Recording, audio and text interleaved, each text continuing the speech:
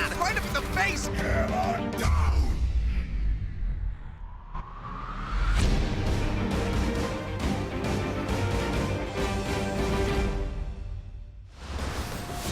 Hey, what's cracking, Overwatch fans? Welcome to the first weekend of Stage 3 in the 2019 Overwatch League season. We are live in Los Angeles, where 3 more teams will kick off their second halves today. The Hangzhou Spark are coming off a strong Stage 2 that led them to the semifinals. They're currently 8th in our season standings and hoping to keep it rolling in Stage 3. Today, they'll face our 2018 Grand Finals runner-ups, the Philadelphia Fusion. Philly missed the Stage 2 playoffs, but still sit in 7th place overall. The Fusion and Spark will battle it out 30 minutes from right now. Fans are making their way into the Blizzard Arena for a star-studded Saturday on our big stage, and they won't be disappointed. Welcome to the Watchpoint pre-show presented by State Farm. I'm Malik, joined as always by Zoe, Brent, and Sideshow. What's up, guys? I feel like I missed so much. It's been a minute. It has been a minute, yeah. You missed some almost upsets. Houston Outlaws. You missed a lot of game 5s. Yeah. It was a long. First day was a long day, my friend. I saw. I was chilling at home. I was playing comp. I had the games going in the background. You know, dropped out a diamond to platinum. You know. He can relate to that. Did you have a close personal friend throw all of your games repeatedly so that you ended up in platinum as well? Was that a similar situation? Oh no. You must be joking. You must be joking. No. I'm not even slightly joking. I remember you joining my game and we instantly lose and then you left the game. That was my experience. Reportable. Yeah, see, I've been avoiding you guys because of that reason. I heard you were the one who threw Sideshow. Yeah, he is. It looks like Sideshow. the mantle's been handed to you, Brent. I don't know, man. I'm about to avoid you guys. Avoid from teammate.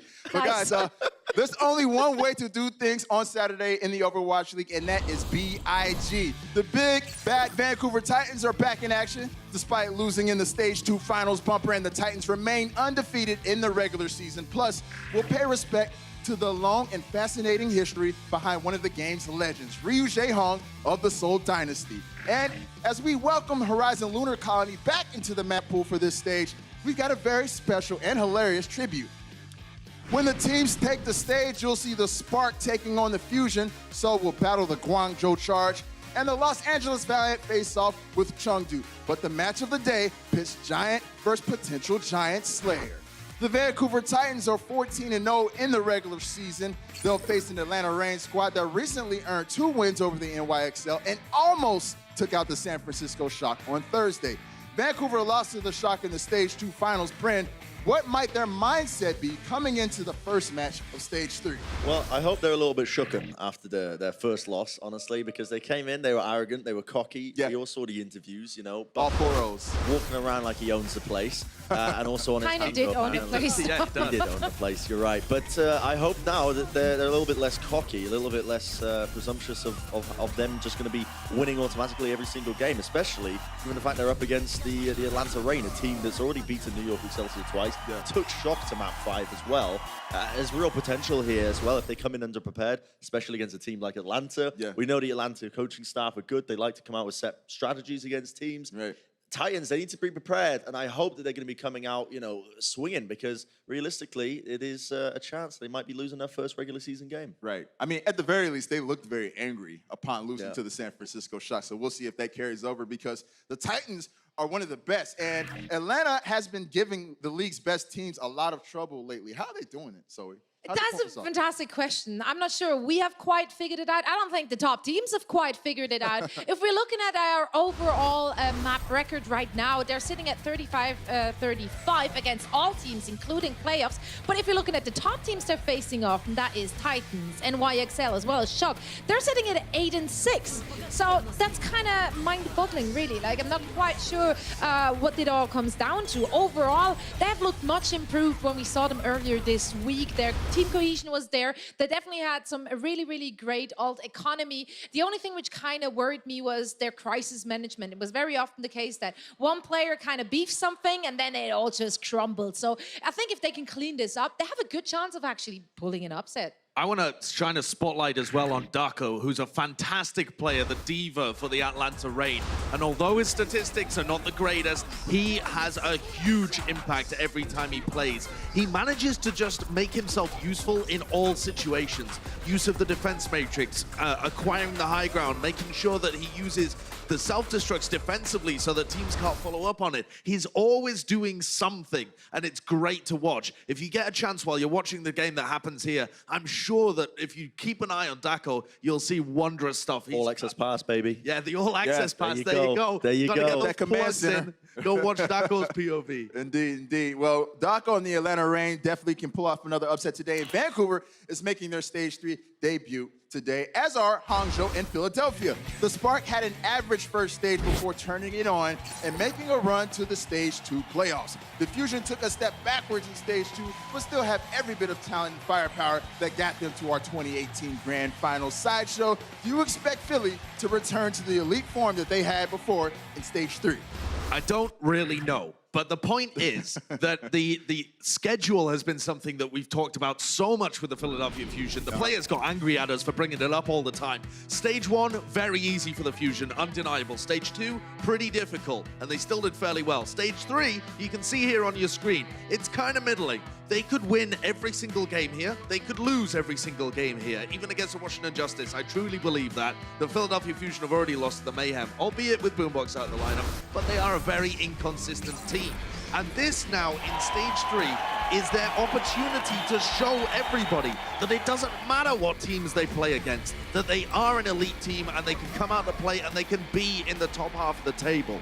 They did well in Stage 2, honestly, with the opponents they had to finish 3 and 4. They're not in a bad position in the table overall at all. But now they have to step up and start that run towards getting into the top half of the table. Or at least they want to really be pushing for like top 6. Right. I mean, both teams are sitting very even right now. They're both at the 8 and 6, Spark and Fusion, that is. However, I do think that Philly currently has a better map differential. But if we're looking at the map pool for today, we actually do see that Spark might have a little bit of an edge when it comes to the map types in general. So, yeah, we'll see how that will actually translate. Here we do see their map pool records for this very season. And I think Spark will just have a good time whenever they get to play either a Widowmaker or if they manage to actually go bunker and set up a Bastion, because this is where they excelled so far. Interesting. You know, it's crazy because Hangzhou, they were riding high at the end of the last stage, but they had their 4-match win streak snapped in the stage semifinal. So, Bryn, are you still ready to buy a ticket to the Pink Party Bus, or what you kind of following? I don't know about that. I mean, I was pretty much underestimating Spark the entirety of Stage 2, right? Yeah. I didn't expect much from them, but this is a real opportunity now for them to solidify themselves, potentially, as the 4th best team in the league. If they knock out all of these middle-of-the-pack teams, because right now, when you think of middle-of-the-pack teams, I think Spark is just as middle as they come.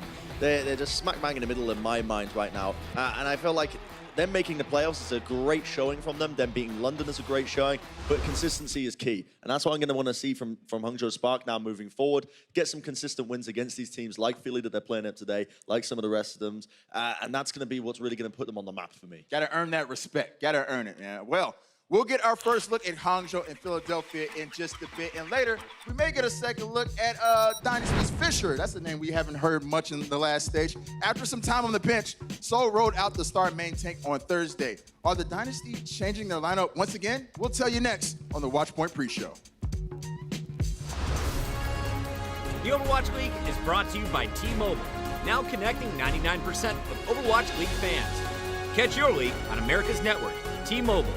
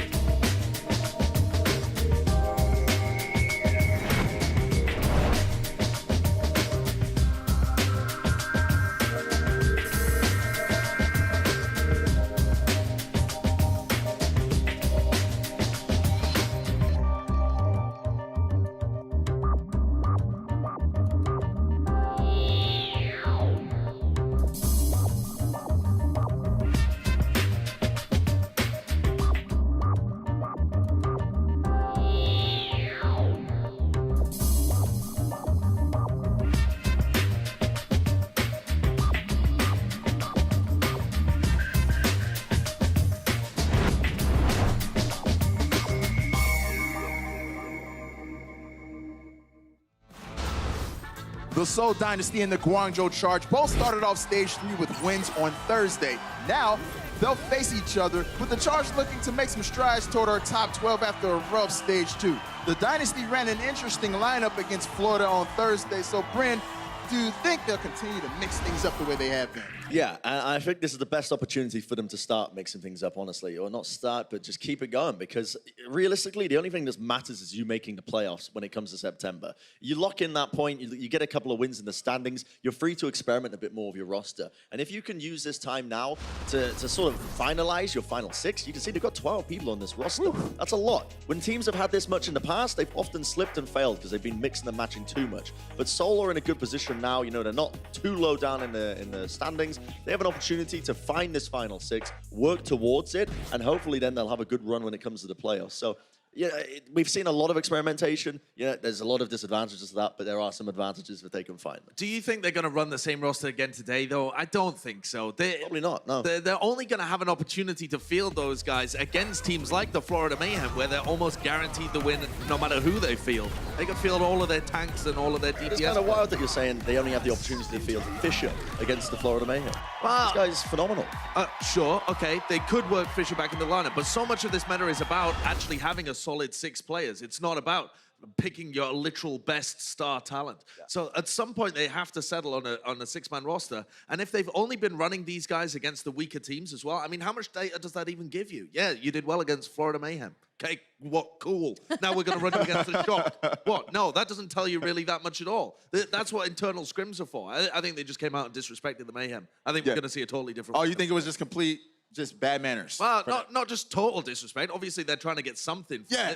They're like, all right, we'll throw these guys in. We'll get them a bit of match experience. Highly illicit. They've never been on the stage before. They never played. So okay, you get a win under your belt. You cash in the guaranteed check from the Florida Mayhem, and then you move on to the next game, and maybe the next one's like a step up. Right. Next time you play against Houston, then you take the next one up, and then you play against. Gotta have your guinea pig game. They gave you a jersey. Now, calm down. All right, well, guys, on the other side, it was a big win for Guangzhou over Chengdu on Thursday. So what is actually working well for the Charge right now, Zoe? I've been actually pretty impressed whenever I saw them running Zombra goats. Every time they had the Zombra back in the mix, they did look quite a bit better, as we see with teamfight win percentage, which is above average as soon as they are implementing a Zombra. Generally, their Zombra usage is fairly high. Again, more than 10% above the league average, quite a lot. Now, of course, the question is, how well do the Seoul Dynasty actually deal when they're facing off against the Zombra? And that's somewhere 50-50. So I'm not really sure they're going to be faced by it per se. I definitely think they're going to be expecting it, given how often we actually saw Sombra in the Charge's lineup. So Charge might have to switch it up and catch them by surprise somehow. Right. Sombra is so huge in this meta when utilized to her full potential. Now we're going to go from 2 1-0 teams to 2 teams who stumbled out of the gates in Stage 3. The Valiant fell to the Shanghai Dragons Thursday to fall to 3-12 on the season. They'll face a Chengdu squad who's looking to right the ship after their loss to the Charge. The Valiant defeated the Hunters in 5 maps in Stage 2, so Sideshow, can they repeat that result? I'm not so sure, Malik. I don't know. The Valiant have made some major changes, right? Yeah. And in the long term, that might work out for them. But in the short term, I was speaking to the Valiant recently, and they said one of their biggest weaknesses right now is their playbook. And that ain't great when you're facing the Chengdu Hunters as your second game with these new guys in the lineup. Previously, when they played against them, they were able to flex onto some DPS picks. They played a bit of Pharah Widow, this kind of stuff. They were able to kind of play Chengdu's game and beat them there. But now, these guys, these new players that they've brought in, particularly Fact Fiction, they've only really had practice playing 3-3. So I think that's what they're going to stick with. I think this is their best opportunity, but they still might fall short. Right. And you said it. Chengdu, they're known for sheer pandemonium, wacky compositions. But we saw them play triple tank and triple support pretty well against Guangzhou. So is this a viable strategy for them, Zoe? See, that's the thing, right? They are looking so strong with their wacky comms, so what's the point of really switching to a 3-3 now? However, one of the reasons could be having Chichirin back in. He's finally here, he's finally able to play, and they did win the map where they did field him and they did look solid. However, going up against the Valiant, who did struggle against wacky compositions, they did not fare well when they faced off against anything but 3-3. I do think maybe today is not the day to try the 3-3, but I do kind of think that they will continue trying to implement that more so if they actually go up against a weaker opponent. Yeah, I mean, I think it's going to be, honestly, a massive mistake if they end up trying to match triple tank, triple support against Valiant right now in this current state. Their strength is running this wacky compositions, this strange stuff that teams just don't really know how to really react to. Valiant as a team right now are focusing on their fundamentals. They're not going to be focusing on adapting too well in the game. And the one thing that's the one thing you need against the Chengdu Hunters individually. You need to be able to adapt on the fly to what they throw at you. And Chengdu, they've seen great success running these strange compositions with aiming on the wrecking ball. I feel if they run now with Jichiren on the main tank and just running triple tank, triple support, that is going to be a mistake for them because I don't think they're going to be able to match even the weaker teams when it comes to running that comp. Blasphemy almost. It will be blasphemy. It will be. well, what maps we see, or what compositions we see, ultimately boils down to what maps we see.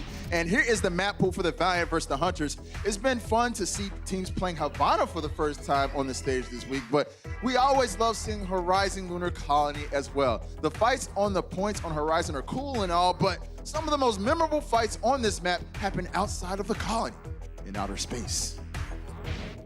Going out into space. Into the piece. Take a deep breath. Pause for a moment. Just party on the surface of the moon. It is so quiet. Now it's about to get real loud, real fast.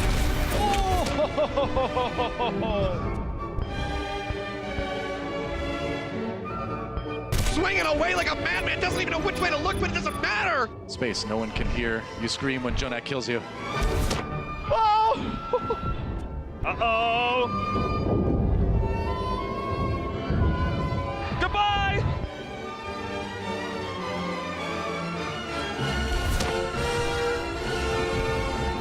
Oh no! Yep, yeah, everyone's gonna die to that. Get off my moon.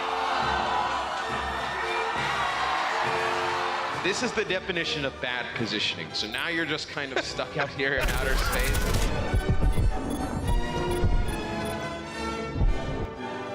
What is this fight, Hex? What is going on here? What is going on?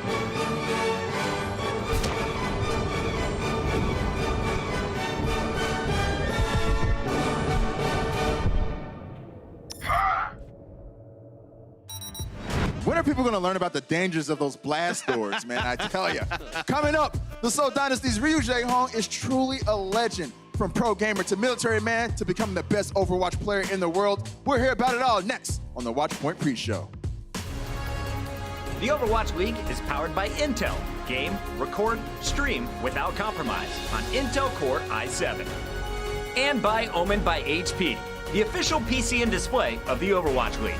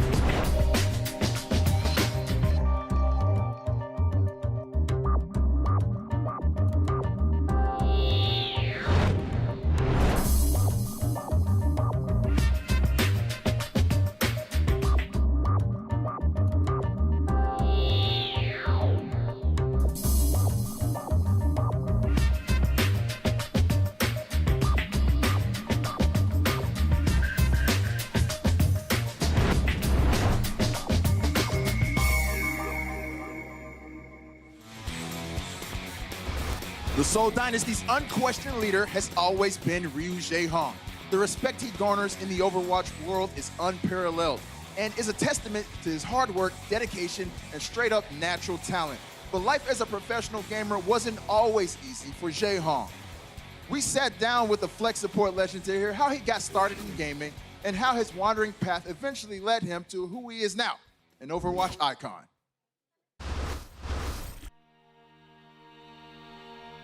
Who's their best player? I think that's gotta be RyuJeHong. Can't really name another one. This is the man to watch out for. The best Ana in the world. 오버워치 커뮤니티 많은 유저들 사이에서 류재홍 하면은 상징적인 인물 중에 한 명이라고 생각해요. Since the beginning of Overwatch to now, I definitely think that JeHong is by far the most popular player. Everyone wanted to be like him. 류재홍 선수를 보고 프로 하고 싶었고 오버워치를 세계 제일로 잘하는 사람 이렇게 생각했던 것 같아요. 완벽한 선수였다고 생각해요. He potentially is the best player in the world, really. He's a god. Let's just finish with that. 제가 처음에 오락실 가서 이렇게 두드리는 거를 좋아했는데 처음 접한 게임이 카운터 스트라이크라는 게임이었고 그게 너무 재밌어가지고 학교도 정말 빠질 정도로 부모님 속도 많이 썩히고 했었는데 그러면서 중학교 1학년 때 프로게이머는 돼봐야겠다 하면서 엄청나게 노력을 많이 했었고 카스를 하면서 제가 21살 때 이제 스페셜 포스 2라는 게임이 나온다고 소식을 접했어요. 그때 제가 처음으로 스카웃된 게 STX 소울이라는 팀이었었고요. 좀 엄청나게 기뻤어요. 프로게이머가 됐다는 거에서. 그래서 엄청나게 열심히 했고 정말 모든 게 다 행복했었어요. 그러다가 스페셜 포스 2가 어떻게 보면 인기가 그렇게 많지 않았었거든요. 이제 프로리그가 없어져가지고 그때 이제 제가 사람들한테 했던 말이 꿈을 잃었는데 꿈을 잃었다라고 하면서 막 엄청 슬펐거든요. 24살 때 군대를 가게 되었고요. 제가 공군을 갔었는데 프로게이머 하면서 최대한 늦게 가자라고 마음을 먹었는데 그게 또 그때 좀 많이 착잡했죠. 군대 갔을 때 솔직히. 프로게이머로서 군대 간다는 거는 거의 은퇴한다는 그런 느낌이 강했었거든요. 16년도 5월 25일에 전역을 했는데 오버워치가 그 전날에 나왔거든요. 게임을 처음 접할 때 좀 어지럽더라고요. 애들이 저한테 막 총게임 처음 하면 어지럽다 이러는 거를 저는 솔직히 콧방귀 끼면서 야 그게 뭐 어지럽냐 이런 식으로 말을 했었는데 처음에 이제 접하니까 정말 어지럽더라고요. 제가 오버워치를 이제 애들하고 하게 될 때도 총을 쏜다든지 그런 느낌의 캐릭은 솔직히 안 하려고 했어요. 왜냐면 제가 애들보다 엄청 못하니까. 그래서 저는 다른 캐릭을 알아보는 도중에 아나라는 캐릭이 나와서 딱 정말 그때 그때는 정말 좋았어요. 제가 열심히 더 하게 된 계기도 아나 때문이고.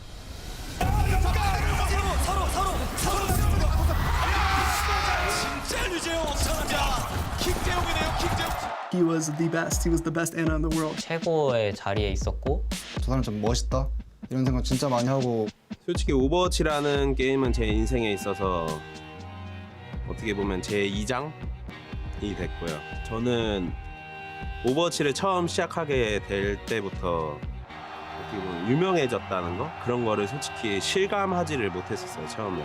Everyone's still trying to chase him. It's hard to compare him because there won't probably be another player like him for a while. 레전드라고 사람들한테 기억에 남을 것 같아요.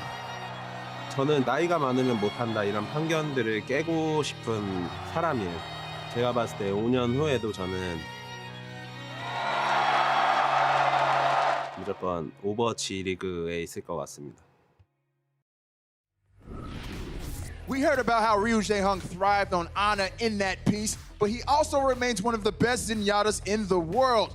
He's in the top half statistically across the board and still playing at a very high level as one of the league's oldest players. All right, we are less than 10 minutes from some of the biggest Overwatch stars in the world taking our stage here at the Blizzard Arena. But who's gonna win? We'll give you our predictions coming up on the Watchpoint pre-show presented by State Farm. Coca-Cola is the official refreshment of the Overwatch League.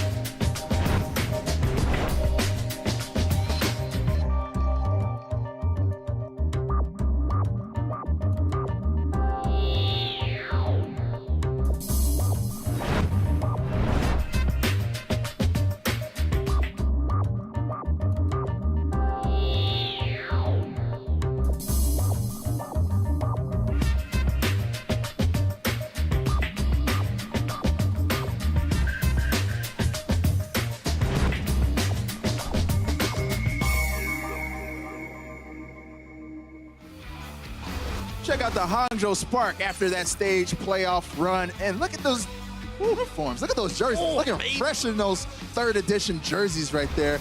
And on the other hand, we got the Philadelphia Fusion looking like Foot Locker employees in their 3rd edition jerseys. But I still dig them. I still dig them. All right, guys. Here are the analyst predictions for this lovely Saturday. This is one of those moments where I realized these three spend way too much time together. Everyone is taking Hangzhou, Vancouver, Seoul, and Chengdu. Guys, no upsets. No upsets. Now, I think no nothing.